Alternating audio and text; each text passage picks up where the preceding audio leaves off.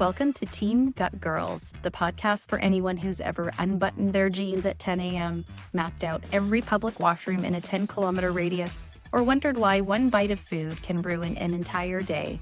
We talk about bloating, constipation, diarrhea, reflux, nausea, abdominal pain, histamine chaos, and all the quiet gut symptoms you're told to just live with. Join naturopathic doctors Dr. Whitney Baxter, Dr. Christina Carew, and Dr. Dominque Vanier. Your gut is talking, and we're here to help you translate. You're with Team Gut Girls now. Let's dig in. And before we dive in, just a quick note. This podcast is for educational and informational purposes only. It's not meant for medical advice and doesn't replace working with your own healthcare provider. We're sharing general information, not diagnosing or treating anyone. Please always talk with your physician or licensed healthcare practitioner prior to making changes to your health, medications, or supplements. So today I wanted to talk about what if bloating doesn't actually come from your gut. Because I have patients that come in and they talk about having this heavy, swollen feeling, and they feel like they have pressure, and sometimes they have constipation. And they say nothing is working, and we've tried everything, but it actually could be a circulation issue. And so today I wanted to talk about something that is massively underdiagnosed in women, and I would say even I missed it many times, pelvic venous congestion. And ironically, I had a patient that came in last week that I hadn't seen for 7 years. And she told me that everything that I've been doing was really good for 7 years. And then she got really constipated. And she said, I had this massive hemorrhoid. And then I started taking Vanexia, hemorrhoid supplement from flavonoids. And she's like, it started to improve things. And that got better. And I was like, wait a second. And then I started asking her a bunch of questions, which we'll come talk about today. And I actually think that she actually has a pelvic venous disorder, which is one of the reasons why she was getting this chronic constipation on top of all the other things that she has going on. And so I thought that this was a really valuable topic, especially because I think it's reasonably new that we're starting to get more information about it. And even in the location where I am, there's one person that we can refer to that knows what we're talking about. And so I think that's pretty. Maybe we'll start with what are pelvic venous disorders and a little bit of what you might see in your own life, or if you're a practitioner listening, what you might see in your patient's life, and then we can have some discussion. They're the second leading cause of pelvic pain that exists for longer than 6 months of endometriosis. And I would say very commonly people with endometriosis also have pelvic venous disorder. So think of it as an either or, think of it as an it often happens in pregnant women or women 5 to 40. It's the only time, and sometimes they've had it for much longer and just hasn't been spotted. And certainly people without pregnancy can also have this, and it's actually also in males. So if a male patient was having all this, he had irritation in his penis, and it was like always red, and he was always having all this redness. It was an infection, and we kept trying all these other things, and then one day he was talking about how he had varicocele in one of his testicles. Well, and we're like, wait a second, maybe this is it. So we've actually sent him to get checked. So it looks a little bit different in males, but we'll primarily talk about females. It's primarily the person who most likely has it. And often these patients are told that they have IBS and something just doesn't add up. So they've done all the gut stuff, they've done all the things, and it isn't really helping. And so it's not really a gut problem. Okay, so what is pelvic venous congestion? So it's a broad category, and it talks basically about varicose veins that are in the pelvis. Instead of the blood moving back up to the heart and creating a sort of circulatory system, it pulls and creates pressure in the abdominal region and stretches the veins. So when we think about things that are similar, when people with endometriosis, lots of leg pain or lots of leg swelling, we think about endometriosis, we think thyroid problems. This should be on your DEX list or your consideration list. And so it's basically like a traffic jam in the pelvis. So all the blood goes in, but it doesn't come back out. And so people start feeling heavy or swollen or pressurized, which can feel like bloating, right? It's the most common thing that we're going to say. I feel like I'm bloated all the time. And this wouldn't really have much to do with any kind of eating or foods in particular, just be like, oh, it just doesn't feel good. And so it's actually pressure buildup that sort of mimics gut symptoms because it's literally in the same place. And so I'll give you an example. I have a patient that has Crohn's disease, history of Crohn's disease for 20 years, and she has long COVID. And the doctor that I co-treat her with was like, oh, there's all these studies done and long COVID. It's definitely what this woman has. And so we did a stool microbiome test, and it was amazing. It's like the best one I've ever seen. And it doesn't look like you have Crohn's even on this stool microbiome test. And at the same time, we sent her for some imaging around the pelvis, and sure enough, she had seen like on the examination, like collapsed veins. So basically like everything is building up in pressure. And so the interventional radiologist, who's the person who typically starts the process in this, opened up one side of the veins and arteries for blood flow. And suddenly the bloating changed completely. And so it was really interesting because it was like we assumed because she had Crohn's and she had long COVID, that was like this one category and was completely different. So even practitioners that are aware of it can still make some question. So what kinds of things do you guys want to know? I think this is a really important topic because it is not on the radar of a lot of practitioners, right? When patients come to you with all of these non-specific, we'll call them gut symptoms, but it's actually an extra intestinal driver here. The treatment plans are often trying to treat the gut when, like you said, that's not it. That's like secondary to something else going on, or at least presents in that region, but that's not it. So I guess one of my questions is, like, Christina, I think you've seen these cases a lot, possibly more than, we have, given like your clinic setup, et cetera. If somebody has like done a lot of their own digestive homework, like cut out certain foods, tried supplements, are they coming to you saying, I didn't respond to any of it? Yeah, I would say mostly people come in and they say, I have bloating, or I have pain, or I have pelvic pain. And so what I started doing was like questioning sort of around pelvic pain. Is it all the time? Does it spread to your low back, to your hips, to your groin, like your thigh? Is it low body pain? It's sort of like starting the endometriosis screen. Is it worse end of day? So we see that in some of the conditions we've already talked about. Is it worse with sitting or standing? So anything where things are like accumulating, right? Moving. Certainly menstruation, ovulation, pregnancy, and sex all affect it because it's a lot of activity in that same pelvic region. So that can be like a one where people say, oh, I have a lot of painful sex. Again, we still automatically start thinking about things like endo, but this is also still similar and can also be comorbid. Generally, people will say feel better when lying down. So I see this a lot. We see it all on POTS patients. So our patients have orthostatic intolerance, so their bodies are like having dysregulation of their blood pressure. Some of it actually can be as a cause of this, and some of it actually be alleviated by treating POTS. So it becomes this kick and sometimes other things people will say, it feels like I have urinary urgency without infection, well, that pooling and pressure in the area, or I have pain when my bladder is full. I have to go to the bathroom often at night. It feels tight or swollen or pressurized in the abdomen. What they perceive as like bloating, constipation actually can result from this because more pressure in the system, right? No different than symptoms we would see with women who are pregnant. So more pressure in the bowels, more varicose veins, things like that. Same kind of idea. It's just carrying water instead of child. Lots of pelvic discomfort with bowel movement. So you can see there's like a lot of interlinks between other things that we would start on our consideration list. I would say not everyone, but some of them will say veins showing in my butt. I have hemorrhoids. I have inner thigh thing. I have swelling in my legs. I feel better with compression. And a big one is also fatigue, because they're always in pain. They're always discomfort. So they often will even come in with fatigue. And then it sort of starts this, starting to go through this system. And so there's a lot of, go ahead.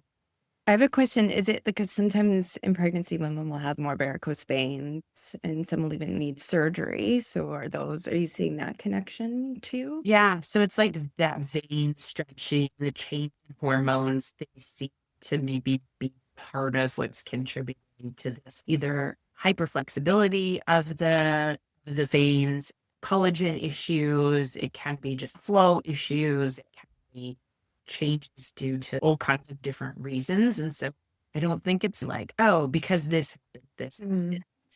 But I would say pregnancy definitely can make it worse for sure. Or maybe also recognized, right? Because now it's like a clear reason that there is both maybe more pelvic pressure and also more baby on board pressure.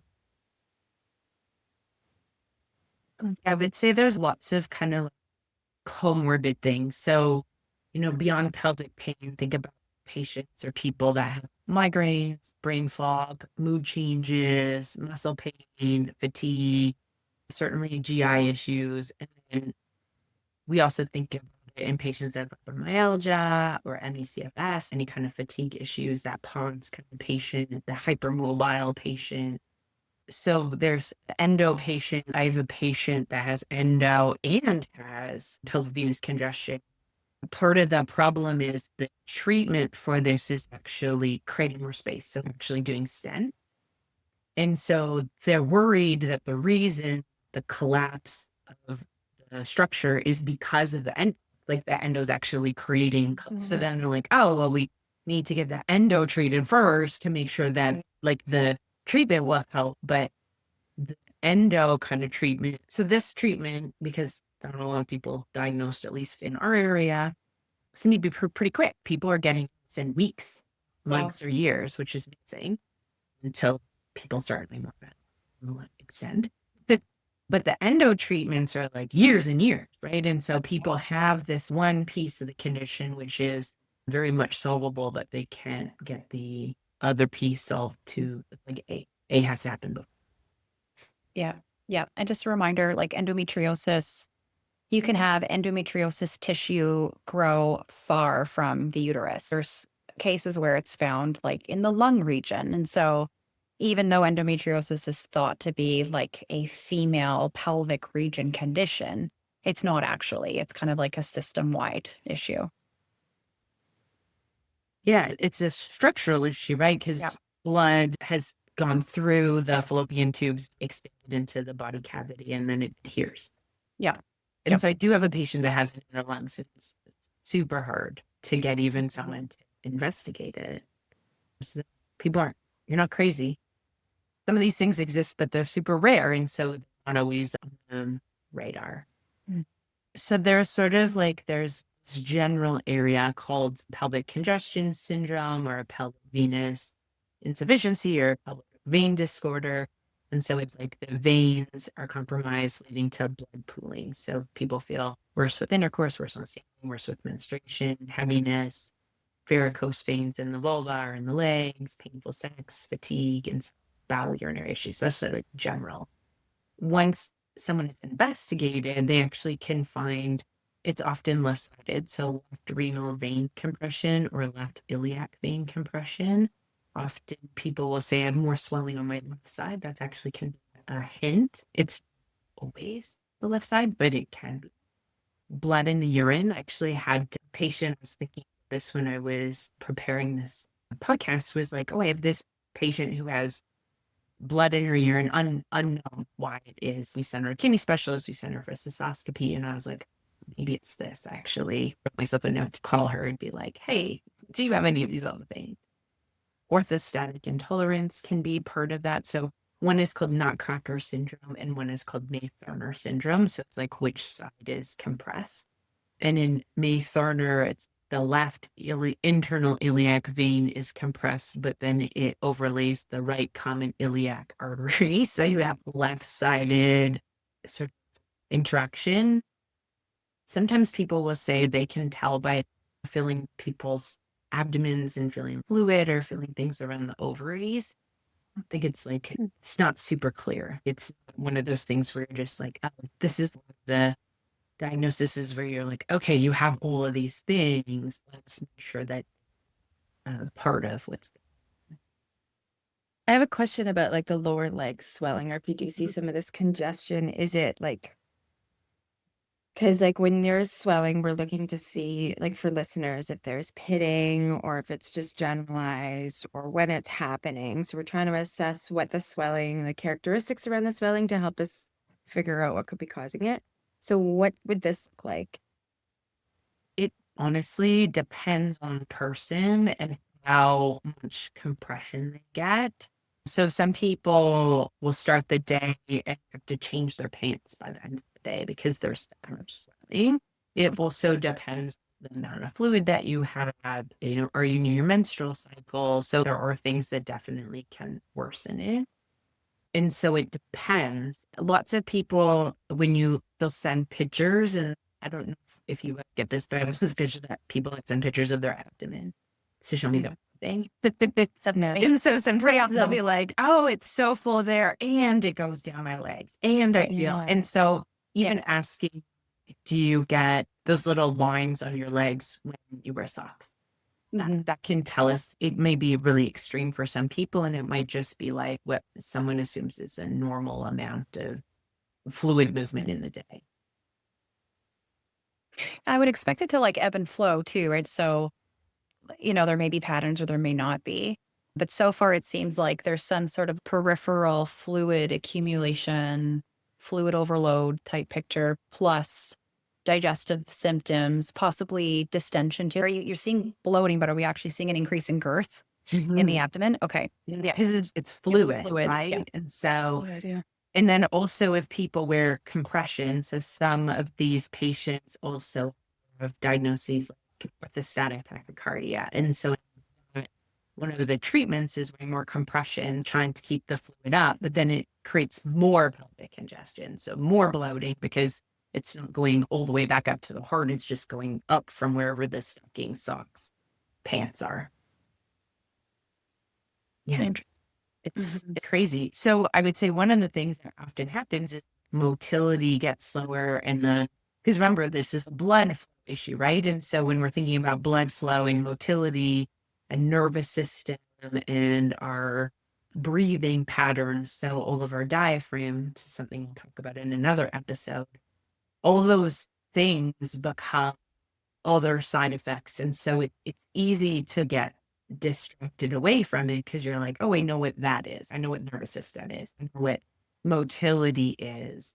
But I think we just don't think enough. I actually was like, every time I think about it or I talk to someone, I'm like, oh, there's this person now that this is probably like, the more you think about it and once you see it a few times, you're like, there's so many other patients that maybe this is of what was going on, especially if you've treated everything to do with your gut and you've tried all these different things and it hasn't really resolved anything. I would say it's certainly high on the list of things to be like, oh, is this actually a piece? And especially if you're getting some of those urinary urgency, painful sex, hemorrhoids, varicose veins, low back pain.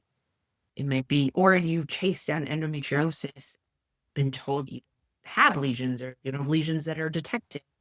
This might be another place to look. Or even for those going through perimenopause, menopause, if it's not, because there's the urinary and changes that can occur with like painful sex or irritation, more UTIs. So if you've tried some vaginal estrogen, and I guess that wouldn't really solve, or it wouldn't fully answer it, and your urinary analyses are all normal, this is something else to consider too. Or people that feel pressure but not like gas, or breathing, or anything where they're getting lots of heaviness. I would say for me, I always like this place between constipation and not constipation, right? Is the constipation the thing that's causing the pelvic pressure, or is the pelvic pressure causing the constipation? And so I think it's like this sort of back and forth piece when we think about people that are passing things in a way that feels like the body is able to do it very easily.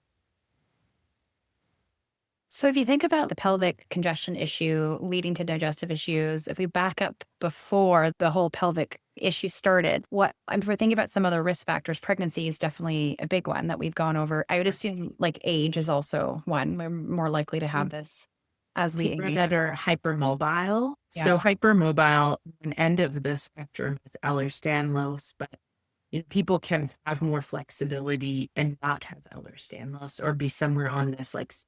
So think about like swimmers, gymnasts, figure skaters, anyone that yoga teachers, anyone that has more flexibility, because that also means that the structure of their body is more bendy. And so in bending, we see that. We think that part of this, that the vein system has really been impacted by COVID and COVID vaccinations, partially because ACE inhibitors are in all of these structures. And so I think that's the reason why we're seeing more of it now. It's just, well, a lot of people that maybe were on the edge, or like it's more common.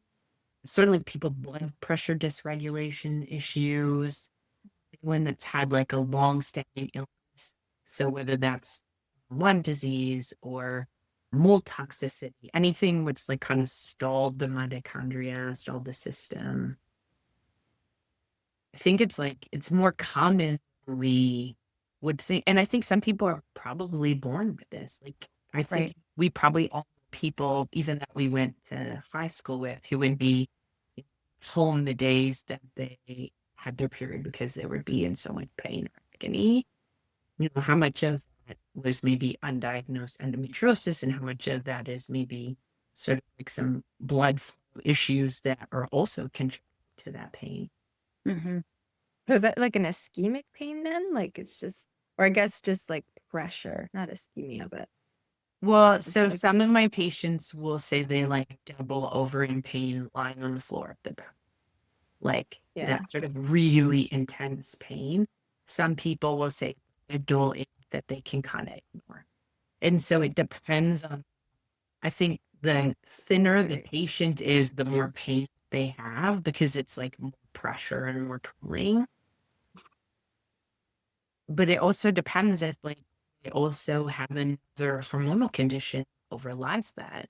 Mm-hmm. So they have pain from endometriosis and they have pain from having more pelvic pressure. It's either or situation.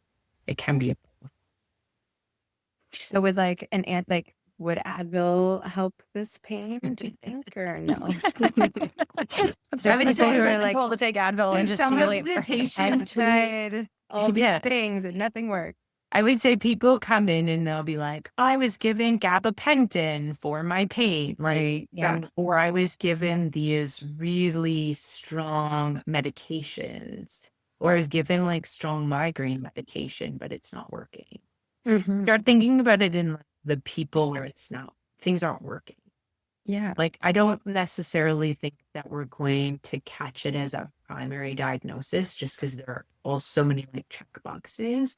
Mm-hmm. But when people aren't better, or the things that you're doing that should be helping aren't getting better, then we can start looking at it and being like, oh, wait a second, like, is this a piece that maybe is getting missed? So when you're investigating this, because certainly like it's not in our scope to do some of these diagnostic tests in Ontario or in BC, where Whitney's located. Yeah. You're referring to, so you're co-managing. So the medical doctor is referring to which specialist and what tests are used to diagnose. So what we have been doing, if we suspect, we are referring to interventional radiology. And so patients can ask their practitioners, even medical doctors, they can go with symptoms and say, hey, here's kind of what's going to be happening. I would say most of the traditional medical system has no idea. It's just not on their radar yet. And there are actually in the Toronto area, there's a number of studies going on with a few doctors from a few different hospitals working together. So they are trying to actually like contract all these patients together to get a better understanding of like how it presents, how they're addressing, which is great. So generally what happens is patients may have like a pelvic ultrasound. That ultrasound doesn't necessarily give like a ton of information. They'll generally go for like a pelvic MRI and to be the next step. And usually that's referred to by the radiologist, or if they've already had a pelvic MRI, they can look at it and say, okay, you need some more information. And it's usually a venography. So it's like actually patterning the veins to see where there's compression. And then if they are a straightforward case, then stenting often becomes an option for them. In my patient that has endo, they actually did an injection to try to create a mimic of a stent to see what kind of symptoms would it alleviate for her if they were able to open the passageway. And so that in her, it only lasted like 2 or 3 days. So it wasn't super long before it became compressed again. But she said some people last 2 weeks. And so they were trying to see if there is something endo that's compressing everything. Is this actually help with some of her pain, or are they following down the wrong rabbit hole? Is this something also happening, but maybe the contributor to the pain that she's having? And so that's sort of where it is. So from like a naturopathic doctor standpoint, our role really is helping people to even consider it on their radar, helping people to present information to their medical doctor or nurse practitioner so we can refer them into the system, trying to figure out if there are interventional radiologists in the area who have more of that interest in this. Even in the US, there's a ton of people. There's a couple of clinics who are really, really good at it and have a lot of patients that they treat. But I think this is new area that is probably been around for a long time, but maybe more newly kind of recognized. And so I think we will see more of this information come faster, especially with the internet. But I think it's just the radar right now. Mm-hmm. Definitely not. Yeah. And certainly what makes it tricky is there are so many systems in the body where we can have symptoms overlapping, like endometriosis we've talked about, POTS, digestive issues, possibly circulatory issues, but that doesn't seem like that's the conversation that first starts with the patient. They're coming to us for different reasons. Yeah. Yeah. Right. And I would say often the patient will come because of constipation. Yeah. They'll come in because of constipation or like bloating. And then it's only as you ask more questions and do it. And so I started in my practice kind of just being like, okay, it could be this, or it could be one of these 3 things. Let's kind of investigate as much as we can simultaneously so that we can make sure we get an answer to you as quickly as possible. Mm-hmm. Yeah. So certainly, I mean, we're learning more every day, but I think from a bloating perspective, maybe not a common reason people think that they have bloating, but gosh, I had 4 in the last week in clinic that I was like, oh no, I think this is actually it. Wow. Yeah, I'm sure you are too. Don't thinking like a few. Yeah, there's a few people. There's actually a few people, and it may have been missed it, or one of them is like, I've got constipation, digestive issues, and my legs and my arms also feel pumpy. There's a fluid aspect. We talked about a peripheral fluid aspect to this. Yeah. And again, it may be related, it may not be, but there definitely needs to be some level of investigation that happens there. And as naturopathic doctors, one of the main benefits that we can bring to the table is our investigative hat, because we have so much time with people. We're asking about different systems, not just like a 5-minute appointment. Oh, you're constipated? Let's try this laxative and then come back in a few months, right? Yeah, exactly. Yeah, pulling it all together. Yeah. And then it's peace of mind too, to say to somebody, hey, all the things, like, you're not failing your treatment, you're not this mystery. There's a possible explanation for all of these, what feels like random symptoms, that when something is off in your body, like, people say that, right? Like, no one's thought about this, or I don't think it's IBS, but that's what people keep telling me. There's something else going on. It's nice to have this conversation with people. Well, and things can manifest as IBS, right? Like IBS can be primary, but it can also be secondary. And that's really important for people to know, because IBS, yes, is a true condition. It is not a catch-all condition. where, oh, we don't know what's going on, so you have IBS. There are people that are definitely diagnosed with IBS, but IBS also, some people I have had where they've actually had celiac disease and they've been told that they have IBS for years, right? And so when we talk about root cause medicine, where we're able to actually find the root cause, that's really important that we do end up doing that. And really, it's like a few additional questions, like thinking just about that pooling, gravitational piece, any kind of vein hemorrhoid. Some of the questions that we ask, but maybe don't give as much weight to. And also just looking at your patient, right? Like they probably have come in, unless they're the first person of the day, they've been sitting or standing. Some of that is possible. You could even just be like, oh, do you have any of this? So as a patient, is this starting to resonate with you, where you also are wanting to learn more? I would say certainly ask your nurse practitioner, doctor, I've been having this pressure and bloating. It doesn't seem to be related to my food. It gets worse around my cycle. It might be not gut related anymore. I've heard about pelvic venous congestion and how it can mimic gut symptoms. Is this something we can consider out? Can you help me to investigate this, or can you send me to a specialist that can help me look into this further? So not to be completely surprised if your practitioner has never heard about it before. It's commonly on the radar. It used to be pretty rare. It's now maybe not as rare, or maybe it was never rare. We just didn't notice it. But certainly can be a thing to ask about. And if people don't know, send them to our podcast and then going to tell them to read that. We'll give them some more information or resources. And I will link there's a couple of good other podcasts that I listen to on this topic, and we'll link them in the show notes just so that you can hear some voices talking about it as well. So key mindset shift, which is what Whitney said. You're not failing treatment. You've maybe just been given the wrong framework, the wrong diagnosis. It's not just IBS. Sometimes it's maybe something else in the pelvic region that we need to consider. And certainly we have some coming episodes about other things in the pelvic region, hormonal conditions and red flag concerns that we have that we also can see as having more external pelvic symptoms that aren't gut related. But certainly having kind of congestion in the pelvic region can also mean that we get more gut symptoms because we're just putting more pressure, more signaling issues in one area. And so I would say certainly a lot of these conditions overlap.